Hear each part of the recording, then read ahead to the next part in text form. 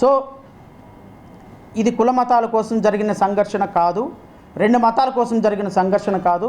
So దయచేసి నేను appeal చేస్తున్నా, ఖచ్చితంగా సమాజంలో అన్ని మతాలు గౌరవించబడాలి.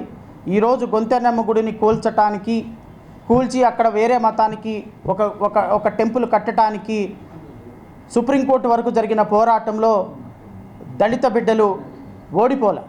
కానీ తాత్కాలికంగా దళిత బిడ్డలకి ఏదైతే దళిత బిడ్డలు మా గొంతెనమ్మ గుడి అంటున్నారో ఆ గొంతెనమ్మ గుడి ఉంది అన్న అంశాన్ని సుప్రీంకోర్టు ఒప్పుకోలేదు.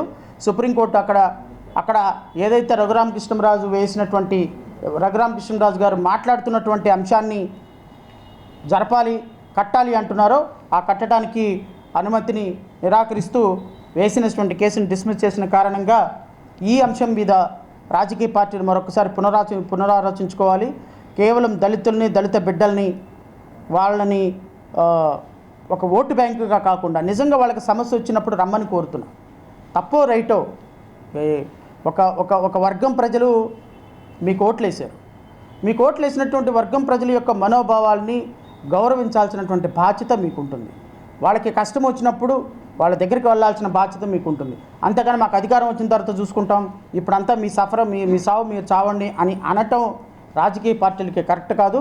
ఇదిగో ఈ సమస్యని దీన్ని ఎంతవరకు పరిష్కరించగలిగితే నేను ఇప్పుడున్న రూలింగ్ పార్టీ కూడా అప్పీల్ చేస్తున్నా. మీరు అధికారుల్ని ప్రలోభపెట్టి అధికారులతోటి పర్మిషన్స్ ఇప్పించేసి ఇదిగో మాకు ఇక్కడ పలానా టెంపుల్ గత కొన్ని సంవత్సరాల నుంచి ఉందని ఇప్పించారు. దీనివల్ల అదర్ సైడ్ ఉన్నటువంటి కొన్ని లక్షల మంది ప్రజల మనోభావాలు కూడా గాయపడ్డాయి.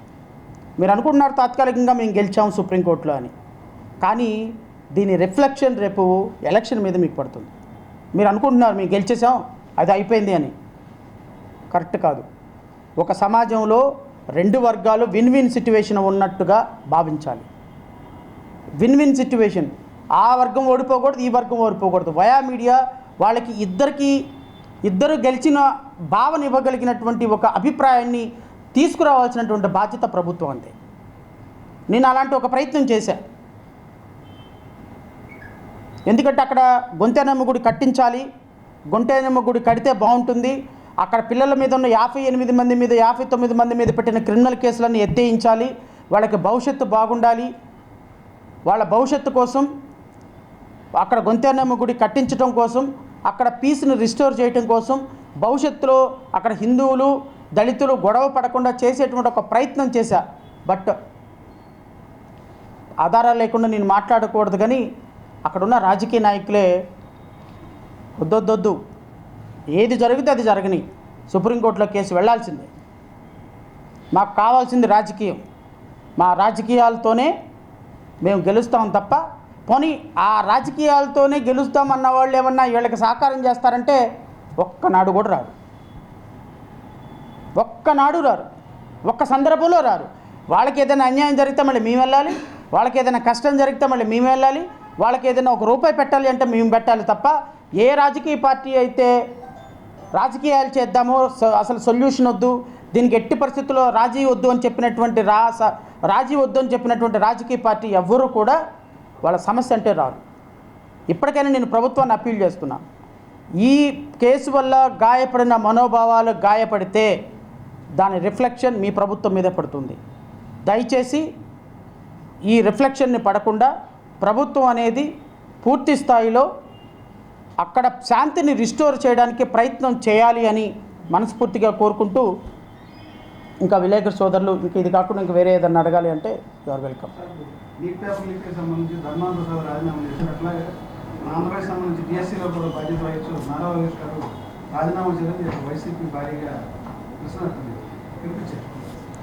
సార్, ఇప్పుడు ఒక రాజకీయ పార్టీ పాలకపక్షంలో నుంచి ప్రతిపక్షంలోకి వచ్చిన తర్వాత ప్రభుత్వాన్ని ఖచ్చితంగా డిమాండ్ చేయాలి. ఎందుకు డిమాండ్ చేయాలి అంటే ప్రభుత్వం అనేది కొన్ని తప్పులు చేస్తూ ఉంటుంది కాబట్టి, రాజకీయ పార్టీలుగా ప్రతిపక్షం తర్వాత నేను, నా తర్వాత ఇంకా చాలా రాజకీయ పార్టీలు అన్నీ కూడా ప్రభుత్వాన్ని డిమాండ్ చేయాలి. తప్పేం లేదు అది, ఎందుకంటే ప్రజాస్వామ్యం అంటేనే అది.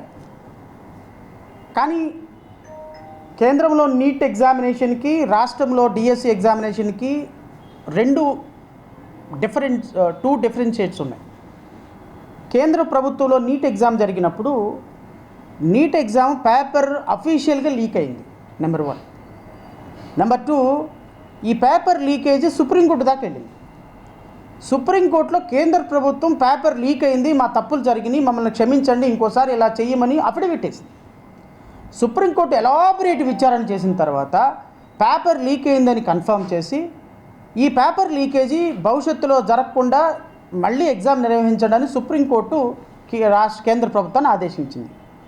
నెంబర్ 4, ఈ పేపర్ లీకేజీ మా తప్పిదమే అని కేంద్ర ప్రభుత్వం ఒప్పుకుంది. ఈ పేపర్ లీకేజ్ వల్ల కొన్ని 10 మంది పిల్లలు చనిపోయారు. ఇది ఆ నేపథ్యం. ఇక్కడికి డిఎస్సికి వచ్చేటప్పటికి డిఎస్సిలో ఎక్కడ కూడా పేపర్ లీక్ అయినట్టు అనుమానాలే తప్ప ఆధారాలు.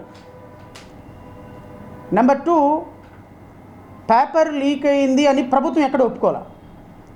నెంబర్ 3, డిఎస్సిలో అక్రమాలు జరిగినాయి అని హైకోర్టులో వైఎస్ఆర్ కాంగ్రెస్ పార్టీ కేసు వేసినప్పుడు ఒక్క ఆధారం కూడా చూపించలేదని మొదటి రోజే డిస్మిస్ చేసింది కేసు. హైకోర్టులో డిస్మిస్ చేసిన కేసుని వీళ్ళు సుప్రీంకోర్టు కూడా తీసుకెళ్ళాలి. నెంబర్ 3. నెంబర్ 4, ఈ రిక్రూట్మెంట్ జరిగి 1.5 year పైన అయిపోతుంది. నెంబర్ 5, డిఎస్సి స్పోర్ట్స్ కోటాలో పలానా వర్గం వాళ్ళకి కేవలం కమ్మ సామాజిక వర్గం వాళ్ళకి ఎక్కువ సీట్లు వచ్చినాయి, మిగతా వాళ్ళకి రాలేదు అని చెప్పి ఒక ప్రచారం జరిగినప్పుడు కాదు దాన్ని ఇమ్మీడియట్గా కౌంటర్ చేస్తూ గవర్నమెంట్ కూడా ఒక నోటిఫికేషన్ రిలీజ్ చేసింది ఎవరెవరికి ఇచ్చాము అని. ఈ సందర్భంలో ప్రతిపక్షం అబాస్పాలు అయిపోయింది, కొంతమంది కూడా అబాస్పాలు అయిపోయారు. నేను డిఎస్సి మీద మాట్లాడబోవడానికి కారణం ఏంటి అంటే, మనం ఒక ప్రతిపక్ష పార్టీగా ప్రభుత్వం మీద ఏదైనా ఒక ఎలిగేషన్ చేసేటప్పుడు ఫస్ట్ మన దగ్గర కనీసం ఒక ఆధారమైనా ఉండాలి, ఆరోపణ కాకుండా. ఎందుకంటే ఆరోపణ కాకుండా ఆధారం లేకుండా ఆరోపణ చేస్తే ప్రజలు నమ్మే పరిస్థితిలో లేరు, కోర్టులు కూడా నమ్మే పరిస్థితిలో లేదు. ఒక 5 సంవత్సరాలు ముఖ్యమంత్రిగా, ఒక ప్రతిపక్ష నేతగా మీరు ఒక ఆధారం లేని ఆరోపణ చేస్తే అబాస్పాలేది వైఎస్ఆర్ కాంగ్రెస్ పార్టీయే, నేను కాదు. నన్ను అడిగారు చేయమని, నేను పెట్టనని చెప్పి. ఎందుకు పెట్టనన్నాను అంటే, నాకు ఒక ప్రాథమికమైన ఆధారం ఇవ్వండి. ప్రాథమికమైన ఆధారం ఇస్తే దాన్ని నేను మీద ఖచ్చితంగా నారా లోకేష్ రిజైన్ చేయాలని డిమాండ్ చేస్తాను, డిఎస్సి నోటిఫికేషన్ సెట్ అసైడ్ చేయమని చెప్తాను. ఎవరు అడుగుతారు? అంబటి రాంబాబు గారు అడుగుతారు, పేర్ని నాని గారు అడుగుతారు, జగన్మోహన్ రెడ్డి గారితో. ప్రతిపక్ష నాయకులుగా మీరు గౌరవ ముఖ్యమంత్రి, మా మంత్రుల స్థానంలో గత 5 సంవత్సరాలు పరిపాలన చేసినప్పుడు మీకు ప్రాథమికమైన సమాచారం లేకుండా మసిగుడ్డ కాల్చి మొక్క మీద పడేస్తే, ఖచ్చితంగా మసిగుడ్డ కాల్చి మొక్క మీద పడేస్తే ప్రజలు అనే వాళ్ళ దగ్గర నుంచి అప్రిసియేషన్ రాదు. ప్రజలు అనేవాళ్ళు రేపొద్దున డిఎస్సీల అక్రమాలు ఏంటి, అక్రమాలు చూపించండి అన్నారనుకో, ఏం సమాధానం చెప్తారు? ఒక్క సమాధానం కూడా లేదు కదా. సో ఇప్పుడు మనం మంత్రిని రాజీనామా చేయమని అడగటం, నేను అదే అంటున్నాను, స్పోర్ట్స్ కోటాలో అనర్హులకు ఇచ్చారు అని చెప్పాల్సింది ఎవరు అంటే, స్పోర్ట్స్ కోటాలో అనర్హత ఉన్న వాళ్ళు కేసు వేశారా లేదా? ఇప్పుడు సింపుల్ లాజిక్ సార్, ఒక 10 లక్షల మంది డిఎస్సి రాశారు, అందులో 16,000 పోస్టులు వచ్చినాయి, 9,84,000 మందికి పోస్టులు రాలా కదా, అందరికీ రావు కదా. ఈ 9,84,000 మందిలో ఒక్కళ్ళ దగ్గరికి వెళ్ళి డిఎస్సి ఎలా జరిగిందంటే డిఎస్సి అంతా అక్రమాలే అంటే. సింపుల్ లాజిక్ ఏంటంటే, నాన్ సెలక్షన్ క్యాండిడేట్లు ఎవరి దగ్గరికి వెళ్ళి అడిగినా వాళ్ళు బురద వేయడానికి ప్రయత్నం చేస్తారు. వాళ్ళందరినీ తీసుకొచ్చి మన ప్రెస్ మీట్ పెట్టి, ఇదిగో చూసారా ఇంతమంది కుర్రోళ్ళు, వీళ్ళు ఎవరికి ఉద్యోగాలు రాలేదు చూడండి అంటే ఇంకా నవరా సిగ్గుపోదా? సో ఒక ప్రతిపక్ష నాయకుడిగా, మాజీ ముఖ్యమంత్రి హోదాలో ఒక ప్రెస్ మీట్ పెట్టేటప్పుడు ఒక ఆధారం లేకుండా ఒక మంత్రి రిజగ్నేషన్ అడిగేటప్పుడు నేనేమి ఈ ప్రభుత్వాన్ని సమర్థించటం. మీకు ఇంకొక మాట చెప్తా, మీరు అడిగారు కాబట్టి నేను చెప్తున్నా. గత ప్రభుత్వంలో మాజీ ముఖ్యమంత్రి గారు వైఎస్ఆర్ కాంగ్రెస్ పార్టీ ప్రభుత్వంలో నాకు తెలిసి ఒక డిఎస్సి కూడా వేయాల. వాళ్ళు వేసినటువంటి డిఎస్సి ఏంటి అంటే, అది కాదు, ఒక డిఎస్సి వేశారు. ఆ డిఎస్సి ఏంటి అంటే, వాళ్ళు వేసిన డిఎస్సి అది కూడా క్యాన్సిల్ అయిపోయింది. జీఓఆర్టీ నెంబర్ 56 ద్వారా, జీఓఆర్టీ నెంబర్ 40 ద్వారా మొత్తం ఎన్ని పోస్టులకు వేశారంటే 6,100 డిఎస్సి పోస్టులకు వేశారు. 6,100లో second grade teachers 2,000, school assistant 2060, principal AP model స్కూల్లో 15, PGT, TGT, principals, PGTs Gurukulam, PGTs దీంట్లో 118, 53, 4. తర్వాత ట్రైన్ గ్రాడ్యుయేట్ టీచర్స్ 386, తర్వాత పోస్ట్ గ్రాడ్యుయేట్ టీచర్స్ 81, ఇలా మొత్తం 81, 71 మొత్తం చూసుకుంటే 6100 పోస్టులు వేశారు. ఏది డిఎస్సిలో జీఓఆర్టీ నెంబర్ 56 డేటెడ్ 9/2/2024లో వేశారు వైఎస్ఆర్ కాంగ్రెస్ పార్టీ గవర్నమెంట్. దురదృష్టం ఏంటి అంటే ఈ 6100 నోటిఫికేషన్ హైకోర్టు క్యాన్సిల్ చేసింది. హైకోర్టు క్యాన్సిల్ చేయడానికి కారణం ఏంటి అంటే వేసినటువంటి రిట్ పిటిషన్ నెంబర్ 4955/2024 అని గత ప్రభుత్వంలో ఈ 6100 పోస్టుల్లో సుమారుగా 2000 పోస్టులు ట్రైబల్ ఏరియాలో ఉండాల్సినటువంటి పోస్టులు షెడ్యూల్ ఏరియాలో పోస్టులు తీసుకొచ్చి దీంట్లో కలిపారు. దీనికి మేము హైకోర్టుకి వెళ్ళాం. 86 మంది పిల్లలు హైకోర్టుకు వచ్చారు. హైకోర్టుకు వస్తే ఈ 2600 పోస్టులను దాంట్లో నుంచి ఎక్స్క్లూడ్ చేసేయండి అని హైకోర్టు డైరెక్షన్ ఇచ్చేసింది. ఈ 6100 పోస్టులో 2100 పోస్టులు నోటిఫికేషన్ నుంచి బయటకు తీపిచ్చేసాం మేమే. సో దాని తర్వాత ఈ నోటిఫికేషన్ క్యాన్సిల్ అయిపోయింది. సో ఈవెన్ మాజీ ముఖ్యమంత్రి గారు 2019 నుంచి 24 వరకు వేసినటువంటి పోస్టుల్లో సుమారుగా ఒక్క డిఎస్సి పోస్టు కూడా తీయకపోగా 16,000 పోస్టులు తీసినటువంటి ప్రభుత్వాన్ని విమర్శించడం అనేది కరెక్ట్ కాదు అనేది నా ఉద్దేశం. నెంబర్ 2, విమర్శించవచ్చు, ఎప్పుడు విమర్శించవచ్చు, నిజంగా తప్పు చేసినప్పుడు విమర్శించవచ్చు. ఇప్పుడు ఇంకోటి మాట కూడా చెప్తా. ఈ మొన్న తీసిన 16,000 డిఎస్సి పోస్టుల్లో 2,800 పోస్టులు మళ్ళీ ట్రైబల్కి సంబంధించిన పోస్టులు దీంట్లో కలిపారు. ఈవెన్ ఈ ప్రభుత్వం కూడా ట్రైబల్ పీపుల్కి అన్యాయం చేసింది. ఈ 2100 పోస్టులను తీసేయమని హైకోర్టులో కేసు వేసాం. అది పెండింగ్ ఉంది. ఇప్పుడు బహుశా ఇంకొక 2-3 నెలల్లో అది కూడా విచారణ జరిగి బయటికి ఆ పోస్టులు కూడా బయటకు వస్తాయి. ఆల్రెడీ ఫిల్ అయిపోయినాయి, కానీ మరి వాళ్ళు ఎలా కాంపన్సేట్ చేయాలో చూడాలి. నేనేమంటానంటే గత ప్రభుత్వం తప్పు చేసింది, అదే తప్పుని ఈ ప్రభుత్వం కూడా క్యారీ ఫార్వర్డ్ చేసింది.